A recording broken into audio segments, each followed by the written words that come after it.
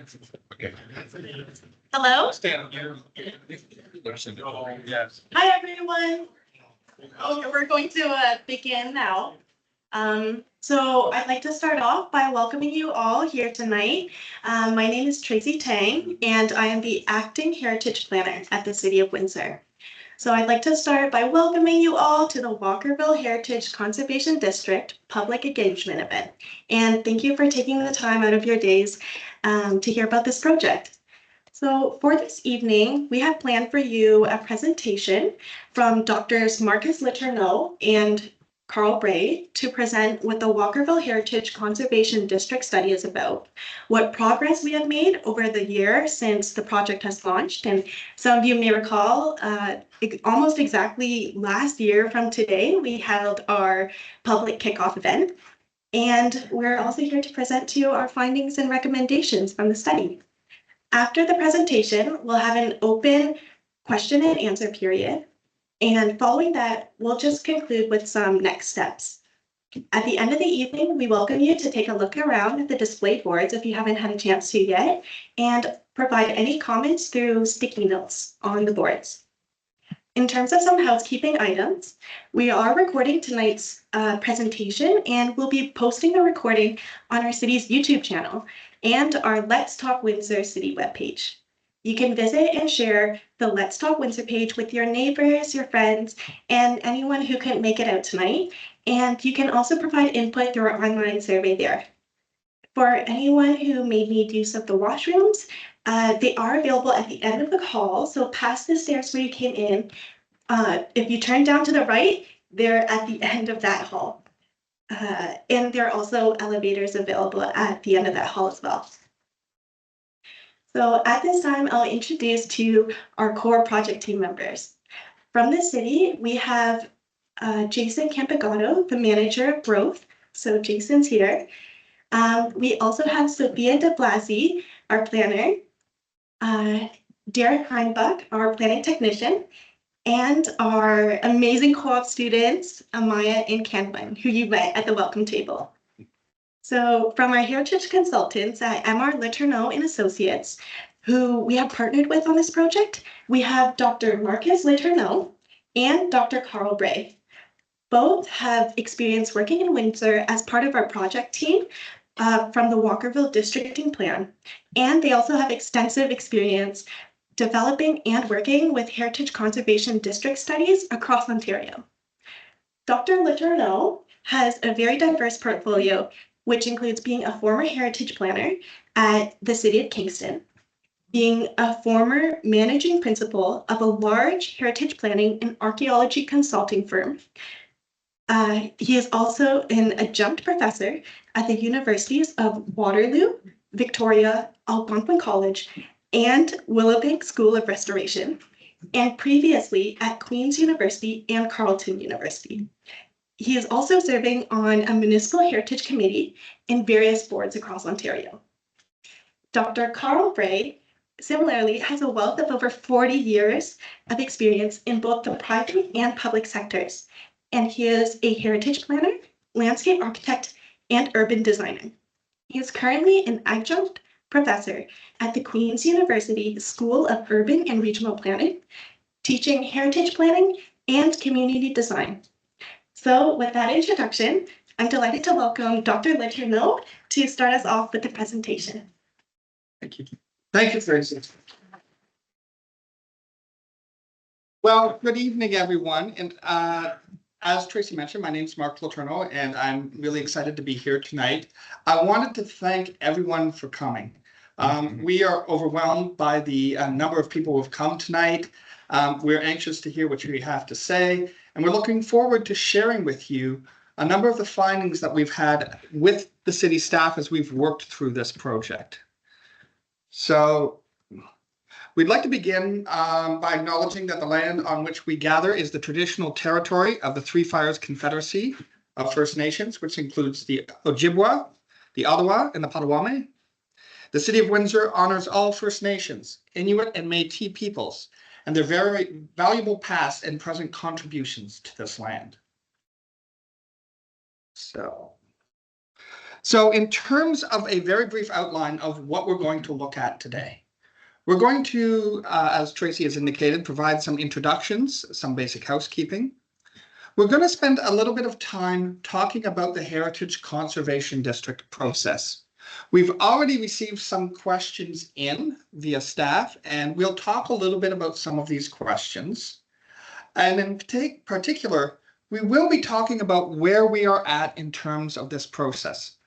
And in response to what I am expecting as an inevitable question, we're still very early in the process. And one of the reasons for us presenting today is to get feedback. We're going to show some of the results from our research. Some of the things that many of you will already know, some of them hopefully are new. And we're going to end tonight with presenting some of the recommendations that have come out of the draft report. Now, as some of you may be aware, the draft report is on the Let's Talk Windsor page. It's a draft at this point. And again, there are opportunities to provide additional comment. So, Tracy introduced some of the basic members of our team, and I'm going to get that up there. There were a number of people working on this project, and I think it's important to acknowledge all of the municipal staff, the University of Waterloo co-op students. A number of students from Waterloo were working on this project, a number of inventory researchers, people from the University of Windsor were contributing to this project. So when we'll talk about how we did the inventory work, I think we had over 20 researchers inventorying all of the properties within Walkerville. And don't be afraid to ask questions. We really will be encouraging people to ask questions, look for clarification. Again, we are very early in the process, so we'll be talking a little bit about what next steps actually look like. So, process review. And where are we at? So, how many of you, out of curiosity, were here last year at the meeting? Some of you. So we were hoping to be back a little earlier. It did take us a while to work through the vast amount of information that was available here within Walkerville. And this diagram gives a sense of where we are at. One of the inevitable questions I get is, what sort of regulations would a heritage conservation district have? What sort of rules? What sort of limitations? We're not at that stage yet. This stage is only to identify whether or not the city is eligible to proceed with that next step of opening up and having a conversation about what a district would be and how it would be regulated.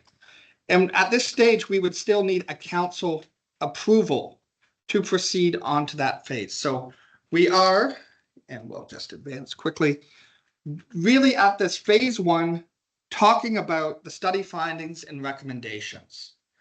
We still, following this meeting, will be attending the Municipal Heritage Committee and doing a presentation there. That also is a public meeting, so people can register as delegates. And from there, it will be going to council, and that will be early within the new year. And I think for those of you who were here last year, and we do want to reiterate, this did not have a predetermined outcome. We were actually surprised in terms of some of the results, in terms of what we found as significant. We'll be talking a little bit about the idea that Walkerville was a garden city. Well, not to spoil the surprise, it wasn't. But there was a lot of really interesting efforts to create a unique community. And we'll talk about that in a little bit more detail in a second. But we'll begin with this idea of what is a heritage conservation district. And essentially, it is a concentration of buildings, sites, structures, and landscapes that are connected in some way. It could be aesthetic, it could be historical, it could be social cultural. Walkerville has its origins as a company town associated with the Walkerville district. And as we found in our research, a strong association with the vision of the Walker family, of what this community should be and how it should be constructed. So when we look at a potential heritage conservation district, we're looking at a variety of things. We're looking at not just the built architecture, but where are the natural limits of the community? Where is there a sense of visual coherence? How do you tell that you've come into someplace different?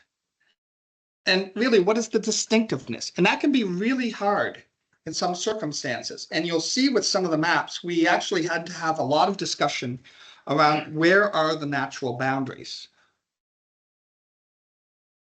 I think the other important thing to note is this isn't a process we make up as consultants or as staff.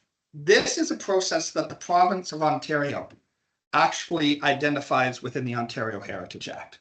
So they actually lay out the process we have to follow in order to make a recommendation about whether or not an area is eligible. You have to actually evaluate the cultural heritage resources. And the province sets the criteria, and there's 9 criteria, and 25% of properties must meet at least 2 of those criteria for an area to be eligible. So as part of this process, and for those of you who have perhaps gone online and looked at the draft study, you'll see that it's actually constructed to address the questions of what is the character and appearance of the area? Where are the recommended boundaries? What should, if council decides to proceed, should be the objectives of a heritage conservation district? And what changes do we recommend to the existing processes? And for those of you who haven't looked at the documents online, we are recommending actually some change to City of Windsor processes as a result of our examination. So this is where we started with. This is our study area. And as you can see from the map, there were already a number of listed and designated properties. We actually had a significant number of properties that the city has actually already identified within the area. For so many of you know, it's identified within the official plan as what's called a heritage area. And one of the questions we often get is, isn't that a heritage conservation district? It's not. It's another tool under the Planning Act. But if used properly, it can be used to help protect heritage resources. And we'll talk about that in a little bit. So there's a lot of words on this slide. One of the things that really, when we sat down with the City of Windsor, we said, what do we want this study to do? What do we want it to examine? So we started from the basics. What is the City of Windsor's heritage planning framework? Where should we make corrections or changes? What is the city's capacity to manage a heritage conservation district? Because that will result in additional work for staff. We have to look at a historical overview of the district, the area's development. Now, as mentioned, Carl and I worked on the districting plan for Walkerville. So there was a lot of overlap with the work that we had done there. But again, as part of the research, we found some really interesting components. There was an inventory and evaluation of all potential heritage resources. And that's one of the biggest things that took the most amount of time. When we started with that study area, we had 1,200 properties. So we will talk about where we're recommending the boundary and where we're recommending additional work for the city. We had to actually do an evaluation based upon those provincial criteria. So it wasn't enough that we just inventoried and evaluated them.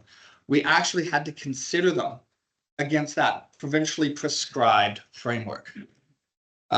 We are looking at, and this is our second meeting related to this, but to get feedback on what we found.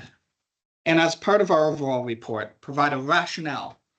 Why, if and why we recommend this area for designation.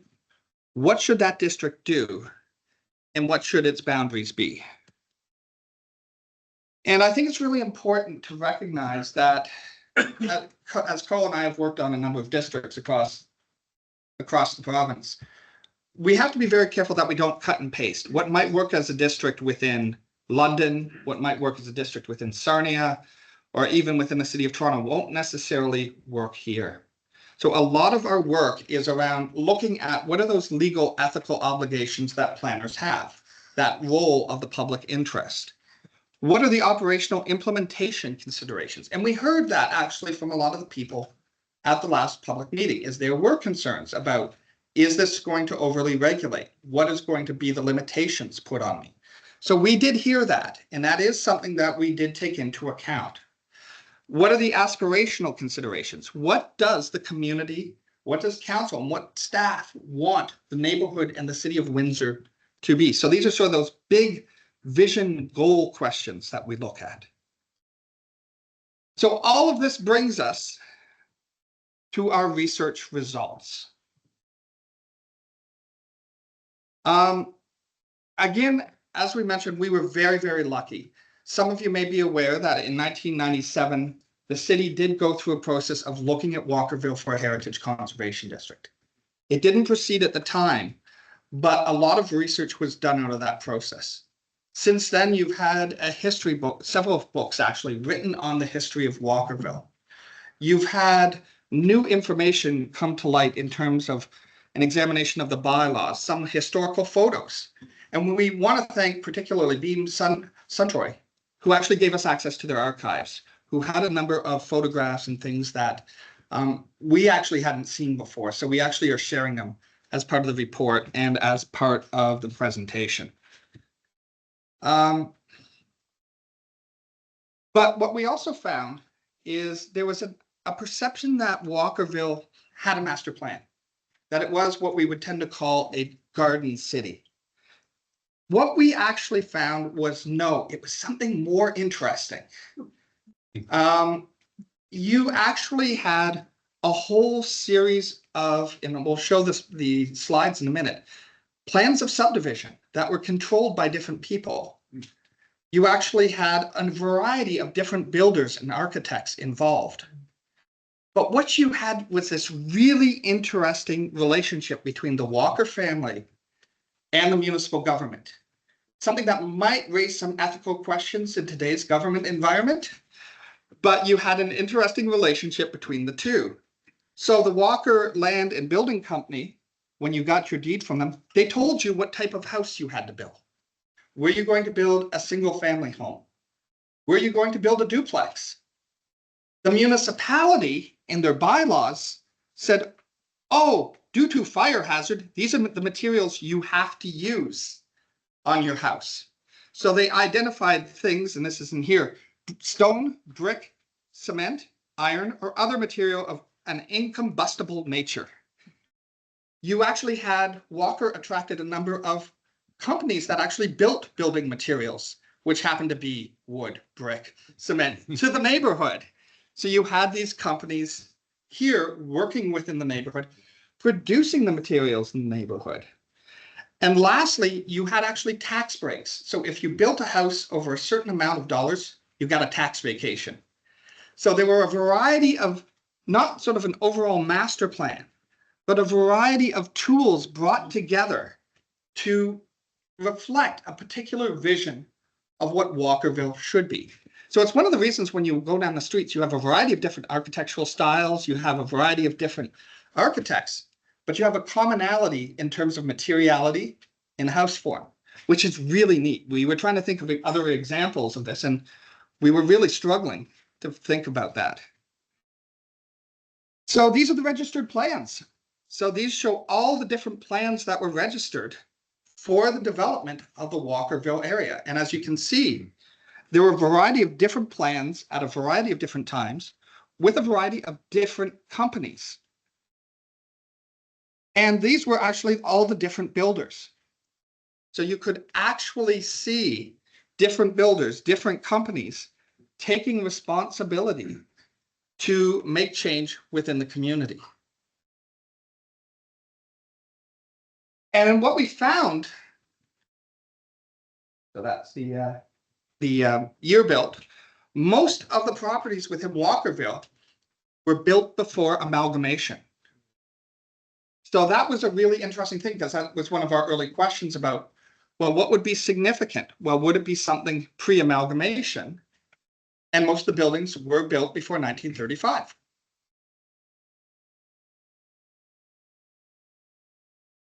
And we looked at a variety of different building types.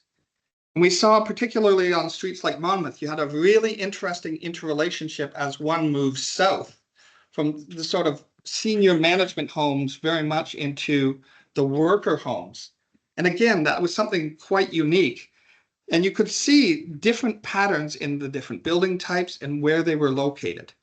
And this became very important when we started looking at that idea of character and what was sort of unique about the different parts of the community. And as mentioned, we looked at things like zoning. What is currently permitted? What are some of the broader implications of that? Do specific changes need to be made? So that was part of all of the things that we looked at. Our research identified a couple of key themes. And these themes were really important for helping us evaluate the properties within the proposed district. So the themes that we specifically identified were things like the buildings and the structures of the early industrial period. So that period before 1890, which if you noticed was actually the area really sort of to the north of Wyandotte. And you have actually a variety of wooden homes in that neighborhood, many of which are quite old. The vision of the Walker family and the various ways that they wanted to shape the community. And you're sitting in part of that example of Willistead and the idea of almost the manor house with the church, which again was really unique. We looked at the role of Walkerville as an independent community. And we saw that as a really important theme, is that Walkerville was its own city or town. It was governed by itself, and it developed as a direct result of that. So when you saw most of those buildings being built before 1935, that was a direct relationship. The influence of the Walkerville Land and Building Company and many of these Walker-controlled industries. One of the things we thought was interesting is we were seeing the influence of the Walker family into the 40s, long after they had really left the community, but they held on to many of their land holdings. The influence of things like those municipal regulations, the tax breaks, the way in which they dictated how the community would look. Another example was they actually gave money to the Horticultural Society. So the Horticultural Society actually did a number of plantings. So you see in a number of the photos, those beautiful gardens, the beautiful streetscapes, that was often paid for with municipal money through community activist groups. And really a prevalence of really high quality architecture in urban design. You had a number of very, very prominent architects who worked in here. And that was something that we identified as part of the research. So again, for those of you who came to last year, we had a lot of talk about what people saw was important. We talked a lot about where the boundaries should be. And it was really interesting. We had people recommending we should shrink and we should expand. And it was actually pretty evenly split. So we'll talk about how we've tried to address that in a few minutes. But we also heard a variety of questions and concerns, things like parking, things like crime. What are the roles of the laneway? How do we regulate new development? And again, these were some of the themes we've heard as we've worked through the project. And I think this is one of the challenges that we've had. Oh, and should be, there we go. That we've had as we've worked through is because we are working with that provincial prescribed criteria and framework. Some of the issues we're hearing are not things that we can actually address through the heritage process. But we've been starting to think about how the municipality can look at other tools, planning tools, using different tools in conjunction with each other to basically reflect the questions and concerns of the community. So what are our actual recommendations? So we are recommending that council do proceed. We are recommending actually a much smaller area than the study area. The study area had approximately 1,200 properties. We are recommending something that's much closer to 700.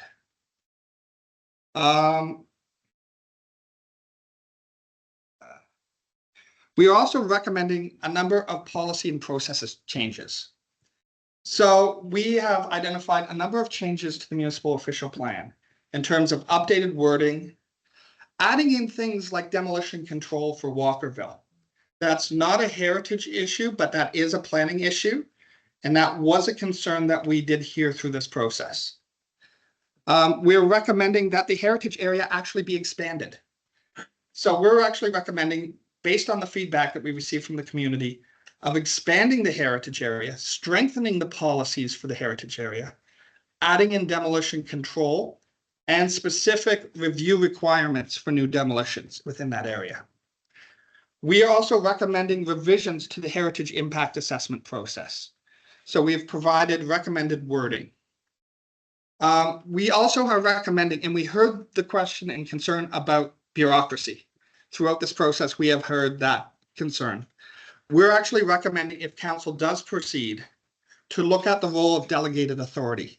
So much more straightforward approvals with much clearer guidelines on what requires approval and what doesn't. So this is the yellow line the black line is the recommended boundary of the district. It's really hard to see, I apologize. So I'm going to try this. I realize I have to go off this. So actually here. Yeah, I think it's Okay. here. Hello. Yes.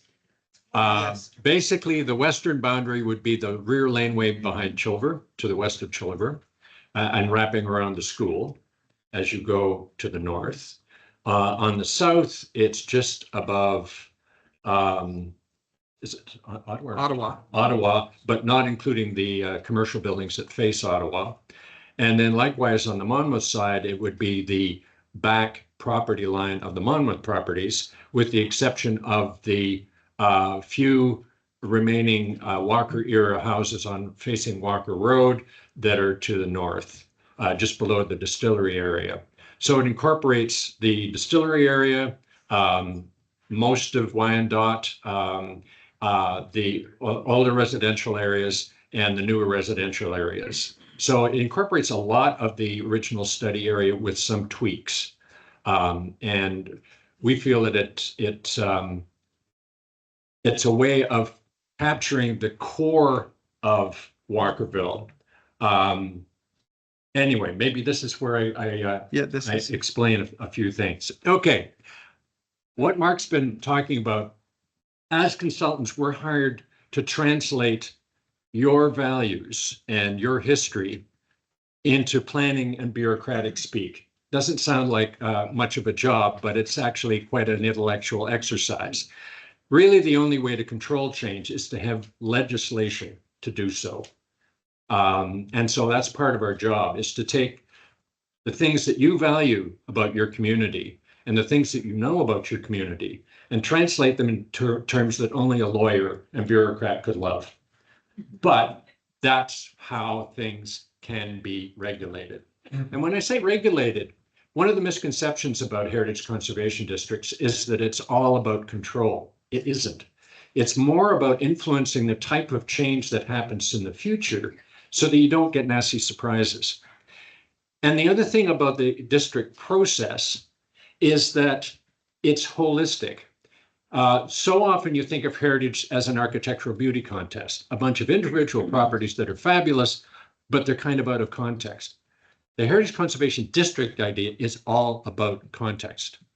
And that's not just the physical context of buildings, it's the setting, the public realm, the landscape, but it's also the community. So there's things called associative values. So what is important about the community in terms of how it's evolved as people and the associations of events that have happened here, that kind of thing.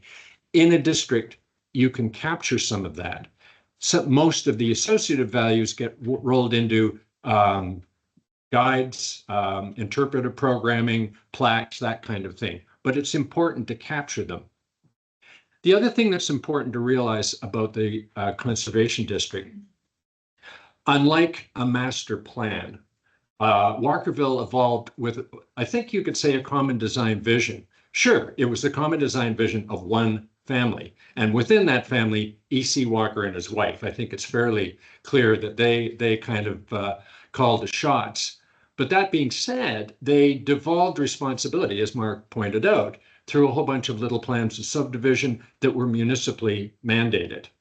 And so rather than being the sort of the master builder standing over waving their wand, they set up what actually, I can say as someone who does a fair amount of music, rather than singing from a songbook with a series of notes on a page with an actual score, it's more like a jazz ensemble. You've got a rough idea of what the chords are going to be, but you let rip.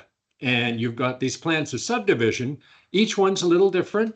Yeah, the builder might be slightly different, but he's talking to Charlie across the way, and Joe down the way has a slightly different idea, and maybe the economy's a little different 2 years later, all that kind of thing. So it evolves over time within a kind of a common framework, but it doesn't all look the same, and it's not all built by the same people.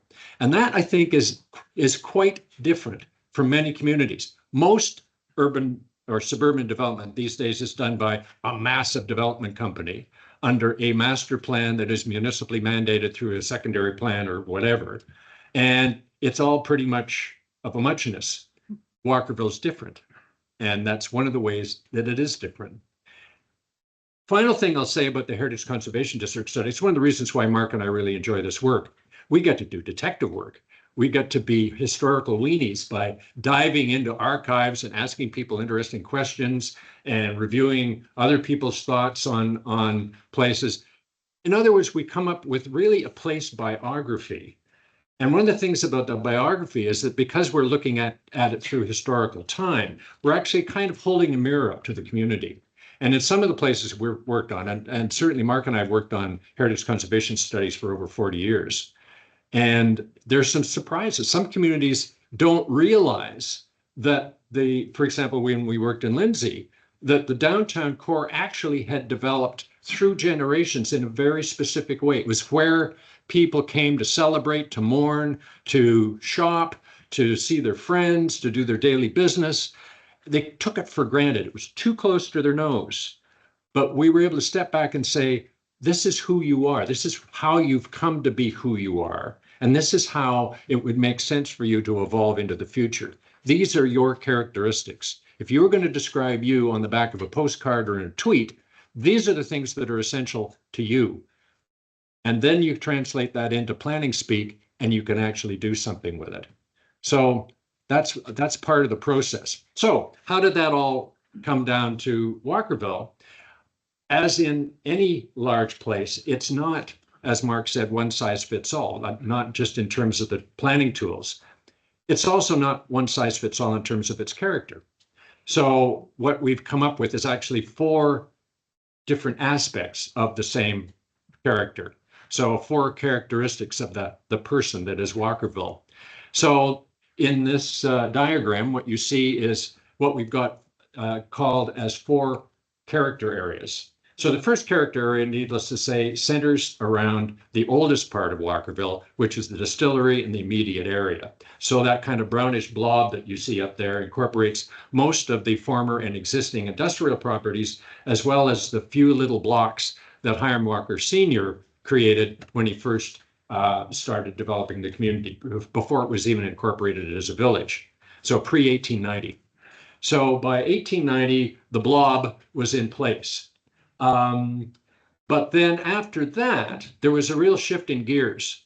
And once the Sons took over, once the village had become a municipality, then they could really get moving with the development company and with the types of things that you see and love today. And so very quickly, you had the streets laid out, the streetcar system in, Wyandotte starts to develop as a commercial strip. You had some of the key buildings in place. Things happened really quite quickly. And in the first 2 decades of the 20th century, a lot happened, all the way down portions of Argyll and Monmouth, as well as in the core area. And then gradually over time, the bits were filled in. So the former country club, just south of here, got developed as part of subdivision. Some of the big lots were redeveloped, like Cooper Court, and even some of the other properties down in this part of the world. So what you got was the middle area, which really is centered around Devonshire Road, and that big axis that formerly went right down to the waterfront with the ferry docks and then the rail station. That was really the core. But you had this thing that most big Western cities, particularly American cities, would love to have, a big axial street with something at the end. In this case, it's the church. And as Mark said, you had this weird combination of a factory village and a feudal manor village in Britain. So you had this church that really was a ripoff of something you'd find in the Cotswolds, with the manor house and the manor farm and the cemetery with the little witch gate, and all the bells and whistles that you would have with a country church in an industrial town. So it's a really interesting juxtaposition of imagery. But that was the spine. And then also, as Mark explained, it's pretty easy to tell the hierarchy as you go from Walker Road towards Devonshire, because you get the terraces, and then you get semis, and then you get small single family, and then you get a bigger single family, and then you get much bigger single family. And the same happens if you're going north to south on Devonshire. And you get, smaller stuff happening south of Wyandotte, and then it gets progressively bigger, and then bang, here you are. So that really sums up what you get in the middle bit. And then it sort of dribbles off on the edges a little bit. The boundaries are subtle. The other side of Chilliver, the lot sizes are slightly smaller. The buildings are slightly different. It was built more by the Chilliver Development Company. And so you can tell, if you look hard enough, that there is sort of a difference there. And then south of here, south of this bigger property, most of that, not all of it, but most of that was developed after the company was sold in 1926. Interesting enough, company was sold to a bootlegger in Toronto in 1926. Prohibition was lifted in 1927. Interesting. And it meant that most of the stuff in the dark green was built with booze money. The people who lived there, they made their money making booze during Prohibition. If you look at the building dates, most of them are in the 20s. So post-World War I. Prohibition, I believe, came in 1916. So, those are the glory years. And that's interesting. It's not that the buildings look all that different, but as Mark explained, they were built according to the strictures imposed by the development company and by the municipality. But they are subtly different. So that's why we subdivided, if you will, the whole area into these 4 bits. But it does, we feel, hang together quite well. And the other thing that we're here to do, much of what you've heard from Mark, and I'm going to wrap up in just a second, it sounds very legal and very bureaucratic. It has to be, for 2 reasons. One, it's the only way you can actually control change in the way that you'd like to. And secondly, you don't see the bruises that are mostly emotional. We've been through some really rough tribunal hearings, and things are getting a lot more litigious. So we want to make sure that this is going to be bulletproof. That's one of the reasons why we want a smaller boundary. And then the notion of the heritage area, which is under the Planning Act, not the Heritage Act, it gives you some controls. So it's like you've got the core area under the Heritage Act, the district, and then you've got an airbag around it of the heritage area. And those two give you some of the reassurance that I think you're looking for in terms of incompatible development, nasty surprises, et cetera, et cetera. And looking into the future, many of the things that we've heard from the public consultation do deal with planning matters. So what's going to happen when the VIA station suddenly expands? What's going to happen when the distillery district becomes another version of the Toronto distillery district and a whole bunch of people start arriving? How do you control traffic? How do you control parking? all of those things. What happens when people start to implement the provincial capability to add a new unit to your property?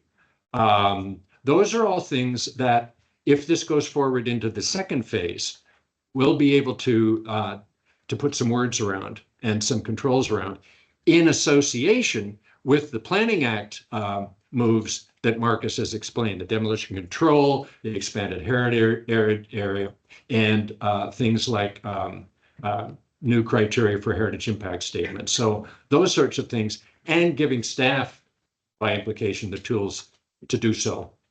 So I think we're just about there. Just running through a bit of the results. So mentioned earlier about those provincial criteria. So when we even started with that larger area, with the listed and designated properties, we were already actually at that 25%. But for the various reasons that Carl mentioned, our recommendation is to shrink it smaller. We used actually 30 and 3. So we actually used a higher standard than the government of Ontario. And we did that actually based upon the legal advice, which was, if you do 25 and 2, I'll bump out 10 properties and you won't have a district. So we actually wanted to apply a higher standard. And even using that 3 criteria, we had 67% of properties meeting at least 3 of those 9 provincial criteria. Absolutely.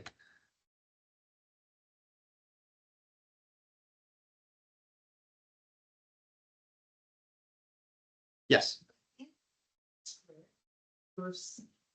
Are you saying that you only selected certain homes? Well, I want you to. No, we have to evaluate all of the properties. And what we do through this process is identify what are called contributing and non-contributing properties. So there is a map that's available at the side that it shows which properties meet that criteria and which ones don't. And that would be our recommendation for the next phase, is how those would be regulated. That's within the district. Yes. So some do not meet the criteria. Yes, that's correct. And what does that mean to the folks that might have that problem? If you are a non-contributing property, that's again coming in the next phase. It would most likely be regulated differently than a contributing property. So often there's less requirements. Often it's more demolition control. If someone wants to replace it, it's actually an easier process.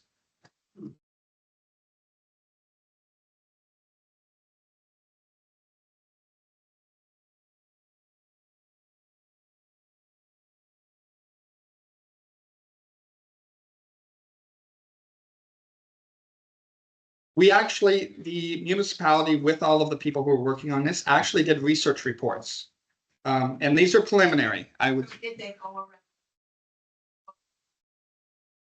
Yes. Yeah, so they have looked at, that's one of the reasons it took so long, is we had to look at every property.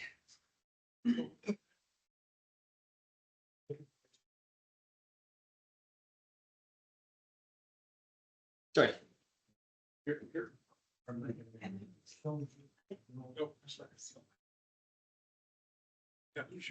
Hello?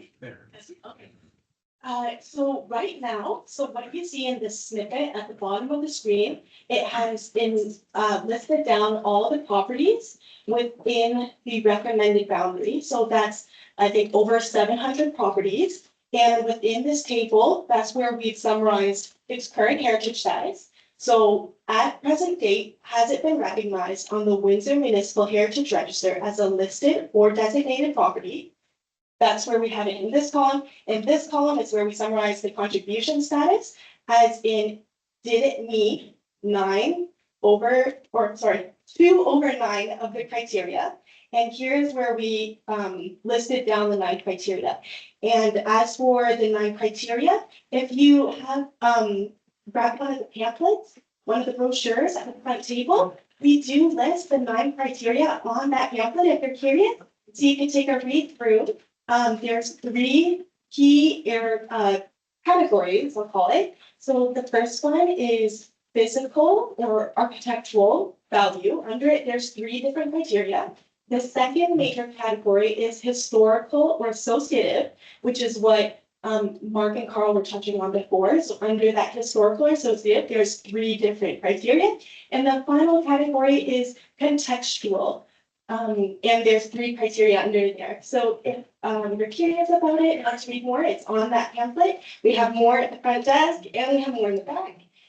So that's where we've summarized here in this checklist table, which of those criteria have been met through our extensive research. So we did go around with our research staff to look at each individual property. They took property photos, and we had conducted historical research into them, which included looking at the historic directories, the registered plans. We looked at fire insurance maps. We looked at historical photo archives, history center, obituaries, right? So we have all of these resources that we relied upon to compile that research for each individual property. However, at this point right now, we have just published the summary table of our preliminary findings. But through the process, after we refine more, obviously with public input, if any member of the public who owns a property within it, within the recommended boundary has questions like, hey, you know, where is this?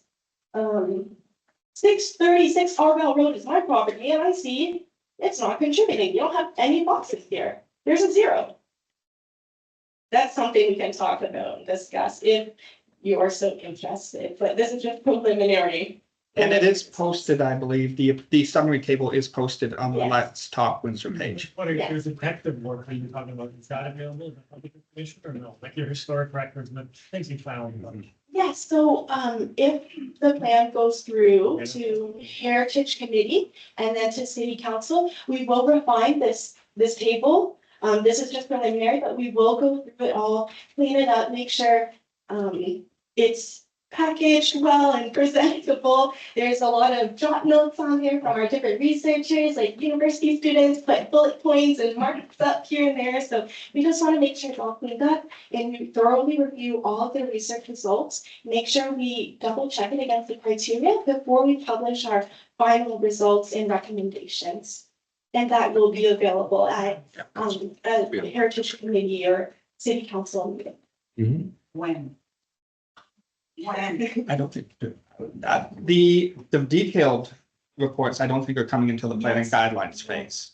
Oh. So at this phase, we're just looking, do you meet the criteria to move forward? So, yeah. Ever gonna become available. Oh, yes, Oh, yeah. the intent is that each property would have a statement. Is that gonna be just for the properties in the recommended area or for the study area? Within the recommended Okay, boundary. Yeah. so our properties in the study area were out of luck. There may be, just shut up. I believe for some of those properties, there is some research that has been done. So that was done as part of what we were doing as well. And if anyone's interested in heritage research about your property, whether it's within the Walkerville study area boundary or anywhere else across Windsor, we do have on our City of Windsor Heritage Planning webpage a research guideline or research resource document for anyone who's looking to do history research into their property. It'll include hyperlinks to different online resources where you can find historic photos from the Windsor Public Library, where you can find some historic directories, and that information is available to the public. So if anyone across Windsor is interested into just doing a little bit more research, doing your own detective work into where you live, that's an available resource on our public webpage. You had a couple questions, so we'll start. Yeah. Okay, I'm a little bit confused as to what's the end result of all of this. I live in Walkerville, I'm excited about Walkerville, but when I look around, I think we're all pretty much the same. We come from pretty similar backgrounds. But with multiculturalism coming in, immigration coming in, are we really doing a service to the city, to our community by isolating ourselves and saying we're Walkerville? I love Walkerville. I'm unfortunately one of the designated properties. But what are we getting out of it, and is it really where we want to go as a culture? Well, that's a great question. That is a question that can be posed to council. In terms of a heritage conservation district is not about stopping change, as Carl has mentioned. It's not about preventing change in the future. It's not about preventing people from making change. It's about ensuring that that change respects the community and the community values. So it's not meant to prohibit. It's about saying what's important to the community and how do we protect that through that process of change.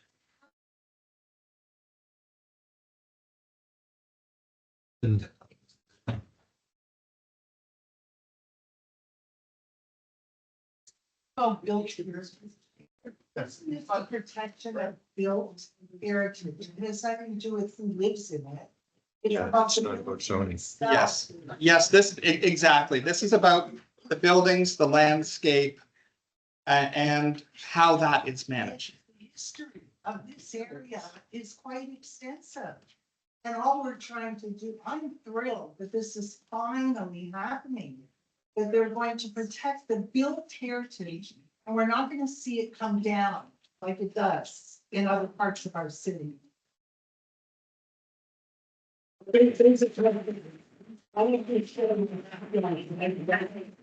Sorry? I want to put a shed in my backyard. Can I do that? Well, Yes. I just want to acknowledge that it's, we do acknowledge different cultural backgrounds. For different neighborhoods around Windsor, we have seen, different persons of different backgrounds and histories contribute to the history of the neighborhood. So for example, McDougall corridor is a very, historically significant corridor from, the Black Canadian perspective with, persons who use the Underground Railroad to come to Canada through Detroit and Windsor. So we do recognize and acknowledge the different historical backgrounds and how they contribute to today's heritage. I don't want to just gloss over it, but I do acknowledge that it is very important that we consider persons of different backgrounds and their contributions towards today's heritage and history. Thanks. Are we at the end of the presentation? I thought No. more slides. Yes, this. sorry. So I'm going to answer this gentleman's question. We do have a couple more slides. We would like to finish the slides and then we'll open it for more broad-based questions. In terms of your question about the shed, generally sheds are no problem. Generally what we've seen, well, one of the things that we've heard is what do the redevelopment of the Lanesway look like? And we've heard that's a great place for the additional density units that some people. So that's again, something we talk about in the next phase. Most districts we work in, it's regulating what you see from the street. Yeah. Once this goes into effect. Thank you very much. Once this goes into effect, what do we do? And that's phase two. In your experience, in all the experience that you had, you obviously listen to a long list of other communities that you've worked with. Where is it typically done? Generally, we're finding now it tends to be on the more permissive side. Okay. Historically, you got really strict regulations. You ended up getting a lot of appeals. You had a lot of fights. You had a lot of enforcement. What we have found is generally it's focusing on very specific things. And what we've seen in terms of plan development, what we've done is actually we write it with the community. Yeah. So the community actually actively participates in writing what they want to regulate. Yeah. Okay, so we're going to jump ahead. Right. This is, again, I apologize, it's very hard to see. We are recommending expanding the heritage area, actually south below, street names, to the other side of Walker Road, to the other side of Gladstone, and actually south of Ottawa into where you're getting into, there's actually several subdivisions that were done by Walker south of So that. that's the heritage area, That's the heritage area, not the heritage district. not the heritage district.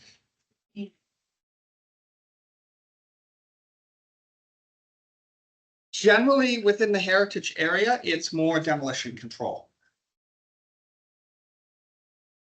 Within the heritage area, generally, it's more demolition control. Yeah. Pardon?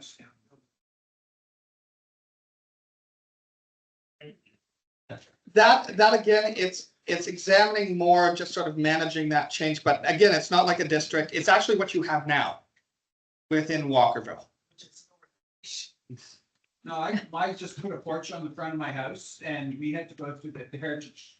Committee had to approve that, and we're not designated as anything, and that's why I don't see our designation.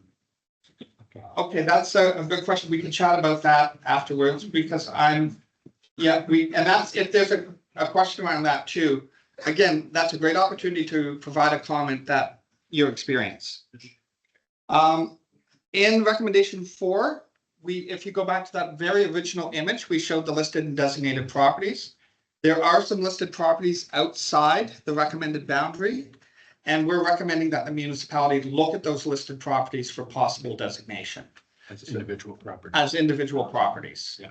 So there were 19 that were not within the district. And lastly, we've identified a number of objectives for the HCD plan. And essentially, we try to keep these simple. It's to ensure the conservation and protection of identified built heritage resources and cultural heritage landscapes within the district. To address the ongoing maintenance, sensitive enhancement and or adaptive reuse of existing heritage resources. To provide policies and guidelines that ensure that site alteration and development, including infill and public works, support the existing character as defined within the study of the district and the sub-districts. To provide a transparent and effective process for heritage approvals and enforcement within the district to the benefit of both the community members and the staff. And that again is something we've heard, is people aren't happy with a very overly cumbersome process. And I'm going to. Yeah, okay. And to interpret and celebrate Walkerville's unique story within the city of Windsor. So.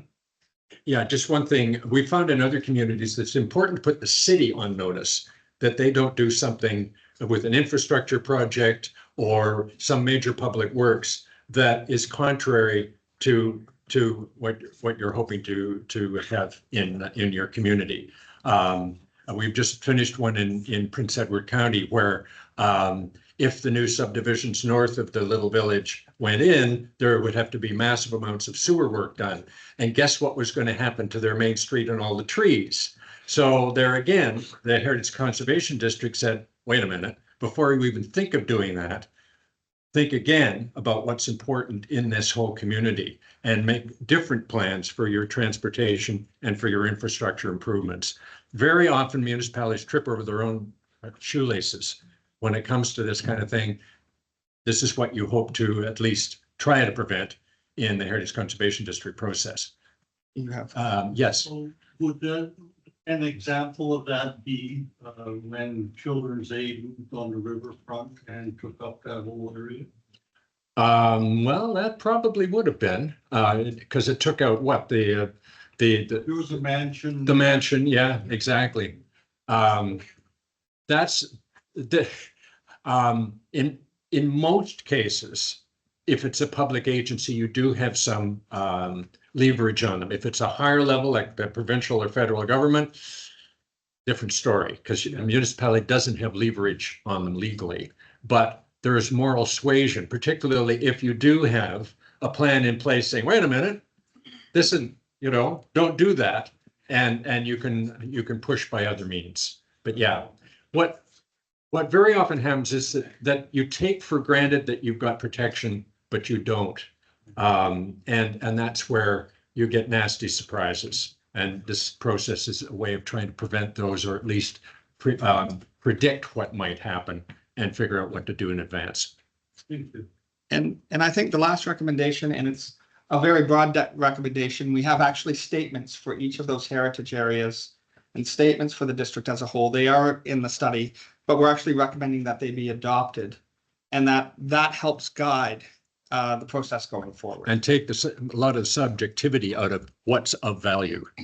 So you can get a much more focused conversation than just, oh, I like that and I don't like that.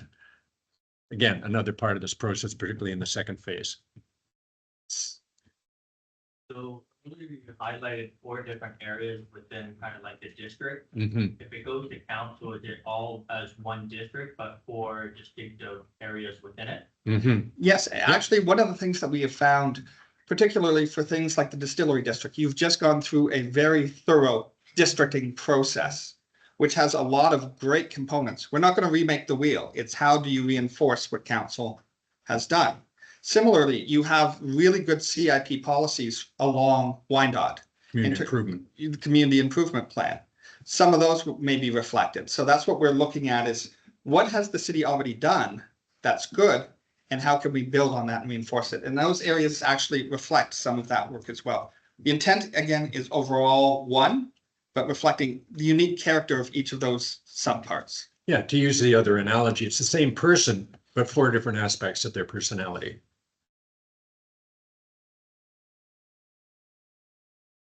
Oh, one in the corner. Oh, yeah. Would making our area a heritage district, would that help with that multi-story residential buildings in our area? That's a great question. I mean, a good question would be is you're looking at the storage towers that are currently used as storage buildings related to the distillery.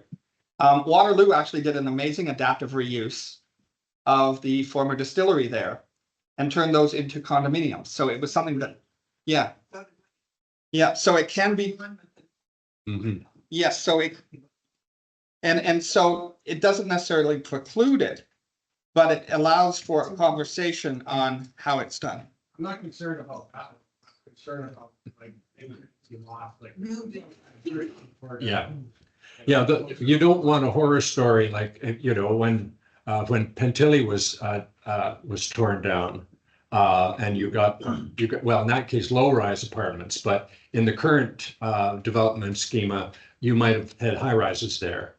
And one of the points of a district is to define as clearly as you can, and there still is, room for debate, what is the appropriate massing of new development. So the plan and guidelines phase can get quite specific as to what would fit in to preclude the kind of lot consolidation that would then lead to something that could result in a high rise. And that's where also the Heritage Act would work in concert with the Planning Act, because the Planning Act, through zoning and official plan controls, can preclude that kind of high density development in an area like this.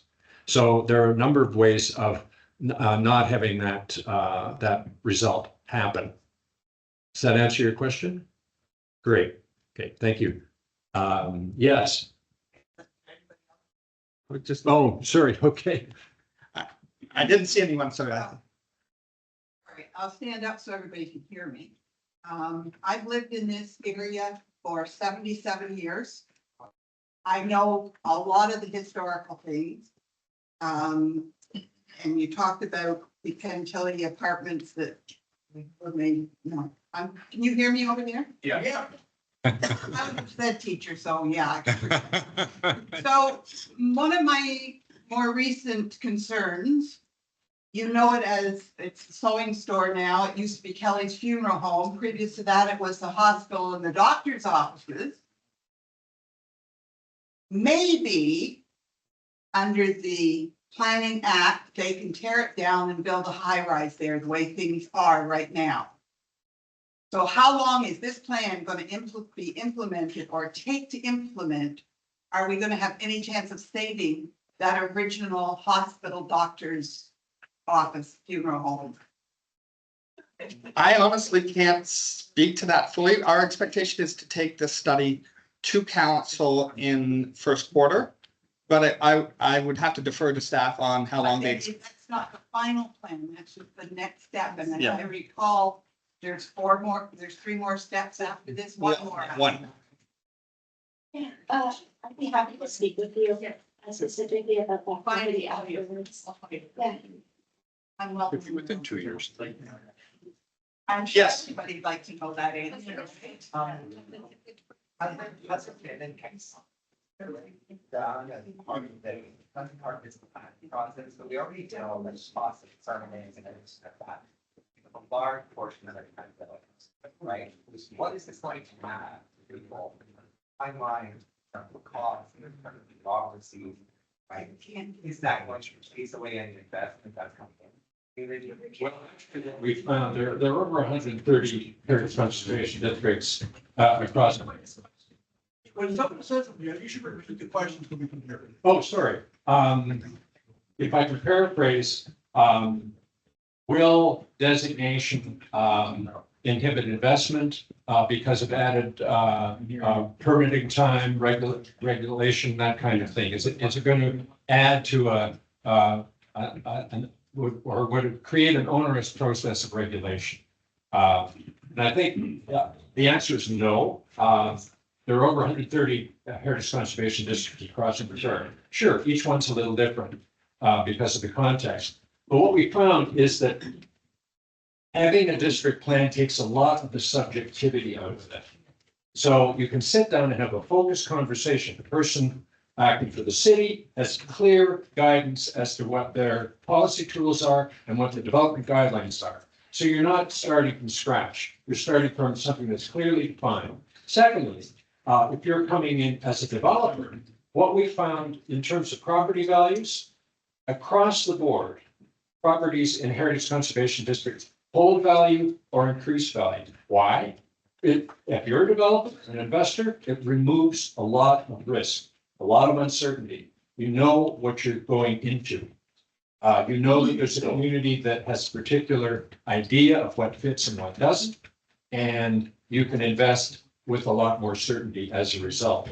So those are things that we found in the other HCDs that we worked on. Not perfect, but it takes a lot of the uncertainty out of it. And with the delegated authority that Mark was talking about, that can speed up the process. So some things don't go through additional scrutiny. They can go, if they meet the terms of the HCD plan, away you go. Study come about? Did the city order it? Did you approach the city and who's paying for it? How much? So I can't speak to the cost. I can give a little bit of background in terms of where it came from. It was, for those who didn't hear the questions, is how did the study came about? How did it cost? These sorts of things. It was the city. Okay. It came actually out of the districting plan. And it was actually one of the recommendations. And I'm looking for Tracy. My understanding is that it actually came through requests to staff and council. Hello? That's correct. So it did come as a recommendation from the Walkerville districting plan. There was in the Walkerville districting plan, which Mark and Carl were involved in, history of the Walkerville distillery, how it came about. And as this was presented to the city council, they directed administration to explore the creation of a Walkerville Heritage Conservation District study to elaborate on that preliminary research that's already been done and the recommendations within the Walkerville districting plan. Does that answer your question? Yeah, but what was it like? Was it motivated by the Walkerville district itself? Or the city did it? The city district planners ordered it. Because of the changes that happened in the province. Oh, legislative changes, according to Bill 23. So. No, go ahead. Yeah, so the province of Ontario, they announced Bill 23, I believe that was last year.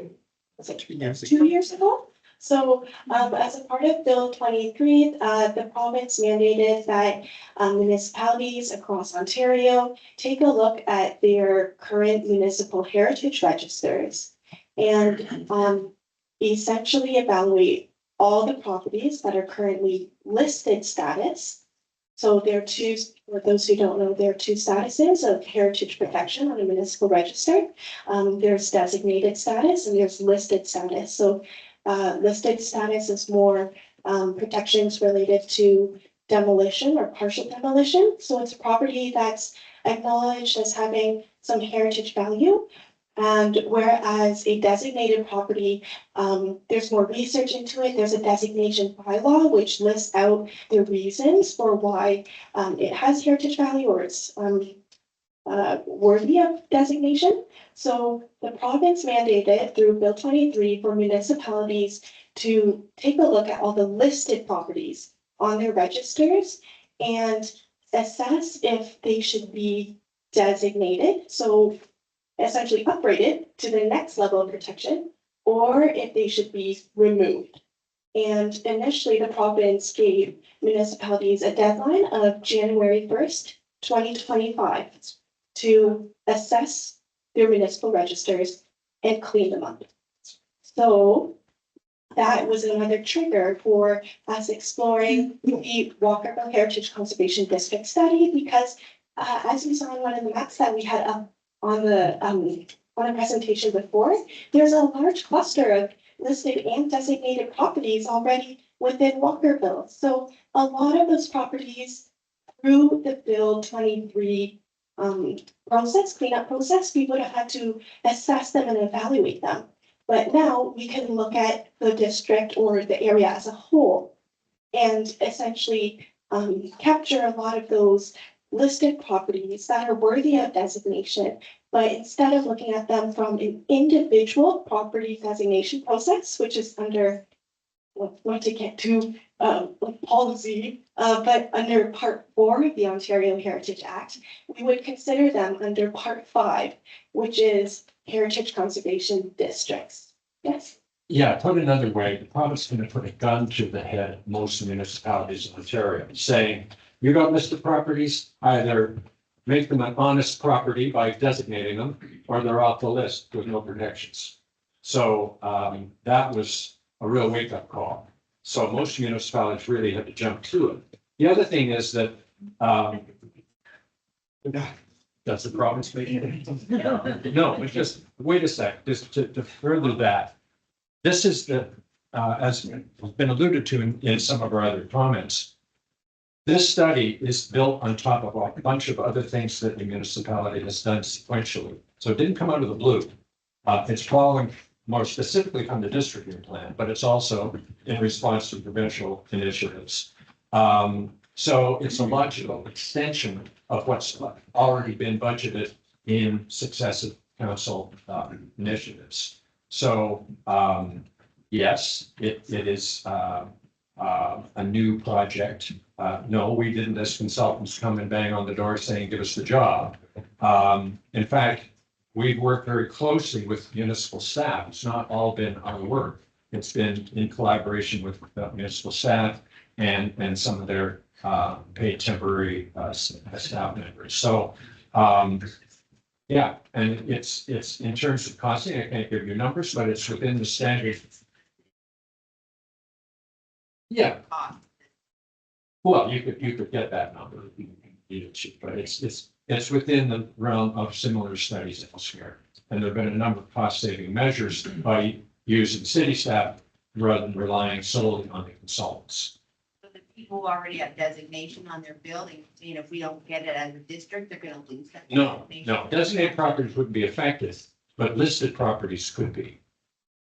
So that's why the district designation makes sense in terms of recognizing long-term the value of those listed properties. We have a question for gentleman. Yes. The business community, can you hear me? The business community has been thriving lately, and they're drawing a lot of people into the area. So you see, if we're a heritage site, wouldn't we have a problem with that?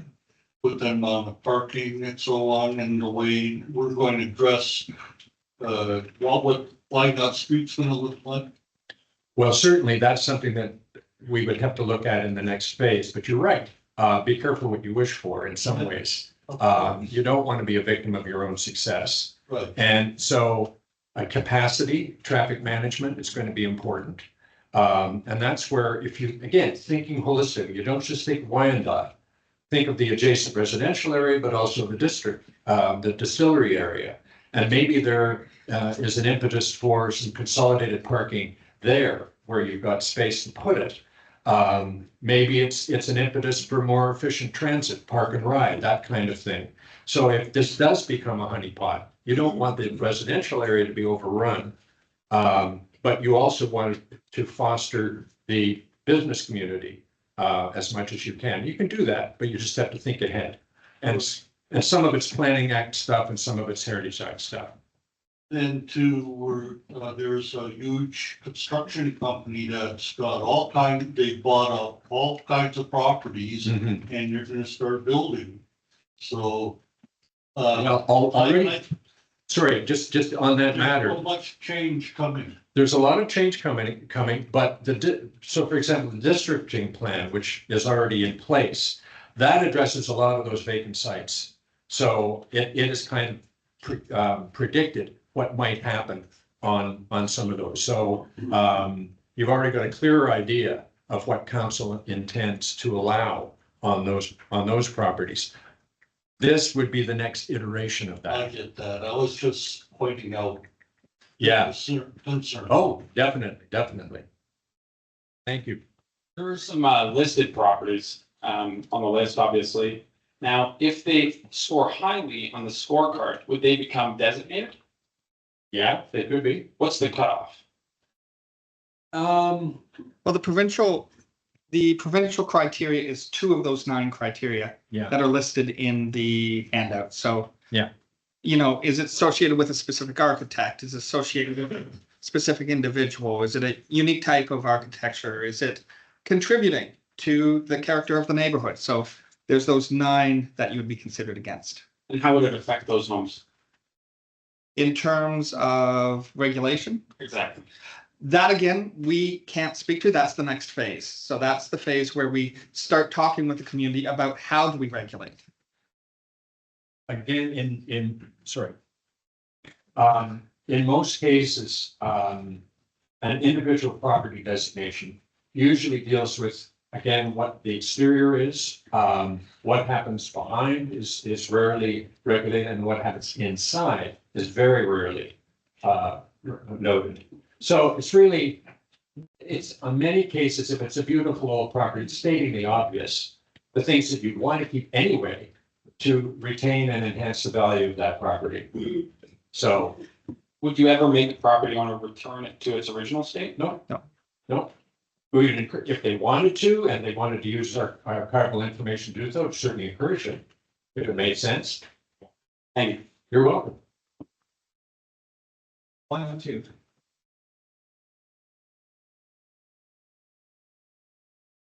Two questions. With more extreme weather, living in a very old home, would we be able to put a metal roof instead of cedar?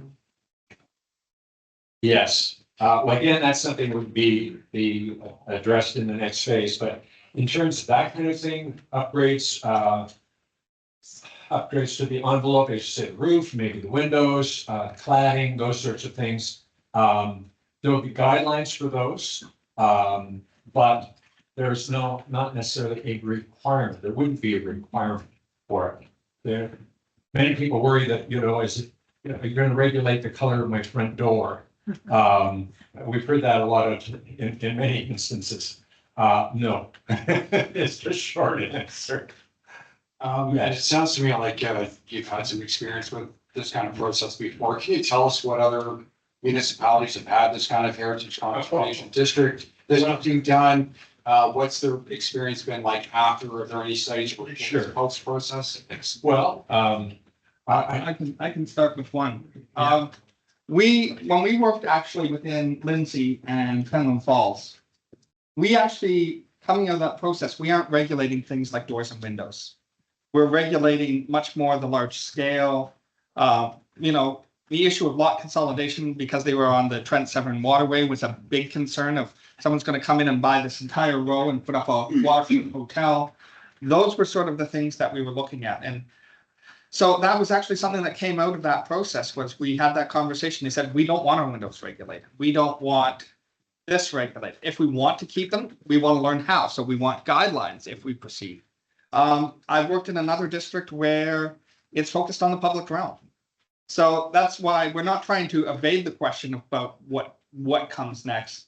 It really comes down to the feedback and the comments in the process. That would proceed. Well, and just to further to that, the first HCD I worked on was one of the first in Ontario in 1981 in Berryfield outside of Kingston. And that's been chugging along ever since. A new subdivision is going in the former school site. It is going in with architectural guidelines, a village green, all kinds of things that were very much part and parcel of a process with the local community. And through different generations, that local community has been a very good steward of their little village. It would be remiss to not mention that the University of Waterloo actually did a study of a number of heritage conservation districts across Ontario, trying to answer your very question. And in, I think over 70% expressed satisfaction with the designation and how it affected their properties, but also the whole area. So that helps. Can you provide a link to that University of Waterloo study? I think it's still available. I can give you my contact and I'll Yes. get you in touch with the center. Yeah. It should be available to the public so you can see what happens after the. Sure. Sure. Sure. Is that a gentleman? Yes. Yeah, I want to ask a question about, excuse me, about Windermere. I live on Windermere, it's my bias. I gotta tell you, it's the second time this has happened to me. There used to be a committee here called the old Walkerville Association. And I was on the architectural advisory committee at the time, and they invited me to come and be a member. And then I was told, because I was on Windermere, it was outside the area, they let me stay on the committee in any event. But I mean, look, I walked up and down Windermere and Silver a lot over the years. I'm just concerned why you've excluded them, and I'm concerned in particular because of the two churches. The one that, of course, burned down and has been replaced by the same building that not only particularly is bad from an architectural standpoint, but Chalmers United certainly should be within the district. So I don't know if you want to just extend the line across the street. That'll include me and the two churches. You stop at the alley behind me. You're talking to Snyder. Well, two things. Let me just make one more point. I mean, look, the housing along Windermere, so I don't think at all significantly less significant all the way between line that was starting to the children's say all the way down Ottawa Street than what Chilver is. We had a number of debates about Windermere. I think, as you heard earlier, we're trying to be small c conservatives when it happens, when we. That hurts me. I'm sure. In the most general sense of the word, again, we want to make sure that there's very little debate about where that boundary is. The issue of the church, that would be a good candidate for individual designation, individual property designation. Step one. Step two, within the heritage area, there are still some controls, not the same amount that you get in a heritage conservation district. But the final thing is, in our experience, if you start small with a heritage conservation district boundary, you can always expand it. And we've seen that happen, I think, in a few cases. You can't do it the other way around. Very difficult to shrink it. And particularly it's because usually the urge to shrink it comes at an appeal, it means you lose the whole thing. So we're very cautious about setting the boundary. The difference is subtle enough in our minds between the rear lane of Chilver and Windermere to make a difference. It's a subtle difference. I recognize that. It's sort of a gradation as you go further west. But we're quite confident in keeping it the back lane of Chilver as a district boundary. I know that's going to disappoint you, but Sorry, I'm not convinced that. no, I understand that. I say we debated it a lot, but we decided to be small c conservative. Yes, in the corner.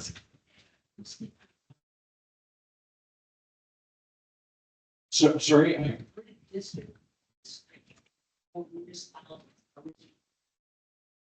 Hard word to say. District. Oh, the districting. Yes. Yeah. The idea, well, I'd have to turn that over to the city, that when we worked on it, our understanding was trying to figure out where the development opportunities were, development possibilities were in the broader area and try and get ahead of that. So, okay, you've got the vacant site where the train station used to be. What's the worst case scenario? What's the best case scenario? What's the likely scenario? And certainly what would be the most desirable scenario from the city's point of view, from the community's point of view. That's the purpose of a districting plan. It's not something that's universally used, but it made sense here because you knew those vacant sites were going to be developed and you wanted to get ahead of that. If you being the city in that instance. So it's not happening in those. Oh, no, sure. Yeah. Yeah, to your question about heritage conservation districts in general, that's sort of how I think. No, the districting plan. So, You said this came your district, yes, so I'm asking the district. okay. So, yes, it has been done in a couple of different places. It has been done at Toronto, particularly the Toronto district, which is actually a model for the district here. I know that they did a similar sort of study in Waterloo when they converted the Seabourn sloughs. Well, the railway lands, I mean. Railway lands in Toronto. So they are studies that have been done. They've been around for a while. They're called sometimes by different names. Often it's within a secondary plan that you get that level of detail. The district, a districting plan is hard to pronounce, so maybe that's what it is. That's why they don't use it. Anyway. Are there other questions? We're happy to hang around if some of you need to ponder off. Yes. We wanted to have more information on our. Here's your. My question is not to be so he can free. If we wanted more information on our home, outside of what we can see on the city's website, could we contact you, or is there any way that we can find some more information? Absolutely. I'll give that to. Contact me. So I'm Tracy Tang. My email is ttang@citywindsor.ca.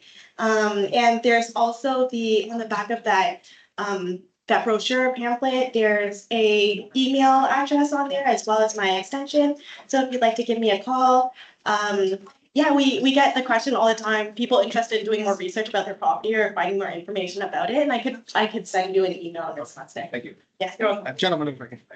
We don't have any dark. Your obituaries. When Walker established Walkerville, did he actually have a mayor or was he the mayor? He appointed everybody. They were all his employees, fire chief, public works. Well, once he died, it went to his sons, and I remember looking at the council, and it was the mayor and council were all managers at the distillery. Yes, it was a closed shop, if you want to use that term. Other questions? If people want to come up, we are happy to talk. Gentlemen there. Also, I see some people leaving. Please don't hesitate to put up comments on the board as well. I don't have a question, but I just want to say, happy this is coming about. It's about time we protect Walkerville. And yeah, I'm sure there's quite a few for and against, but I think it's good for us and we need this. We don't have enough heritage districts in Windsor. London has 8 of them. We only have 1, which is in the West End. I think Craig on Small Street. We need it. We need to protect Walkerville. So I hope you guys get on board. Thank you. Thank you. Hi, everybody. My name is Shannon, and I recently moved here about 3 years ago. And I can speak about how beautiful this Walkerville is, and it's like, I just love it. I came from York Region. Markham has Snowville and also Thornhill. So just to touch on the protection of preserving heritage, Thornhill has done that. They have the bridle path, and it's a beautiful ancient history, and there's lots of information. I'm kind of reading it right now, but since way back in 1964, the Thornhill Markham Heritage Conservative District adopted it by the council in 1986. So they have a preserved area which protects it, and what's beautiful about it is the only area that's protected, and surrounding area is condos, commercial buildings, financial organizations. It's within it, and it's very new, very vibrant. Lots of condos and buildings have built up. But what's great about the Heritage Act is that it preserved the area that has protected all of the historical parts of it. So it's really important, I think, to be on board with what they're doing here to protect your homes. It was such a beautiful place. Like I literally live 15 minutes away from the bridge and I moved here recently. So I had no idea this place actually existed. I've got 2 dogs and I just love walking just literally around the corner to the Willistead estate and then all the beautiful properties and look at the history. So there will be a lot of people from Toronto and various areas that will come here. So keep in mind that this place could potentially be a tourist attraction. So there will be a lot of traffic in the future. So I just thought it was really important just to let you know that I'm a Torontonian, but I love and the fact that you want to preserve this area, and it's really important that this project will go forward. Thank you.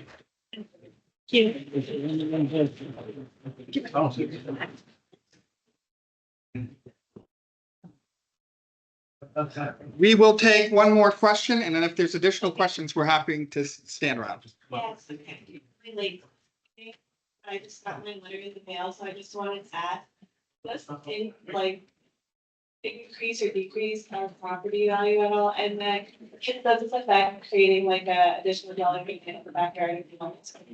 We're happy to speak to you about that directly. We did cover a little bit of that, so we'll have to talk. Thank you, everyone, for coming. Please take the time to fill out the survey. Please review the draft report, and we look forward to your comments. So thank you.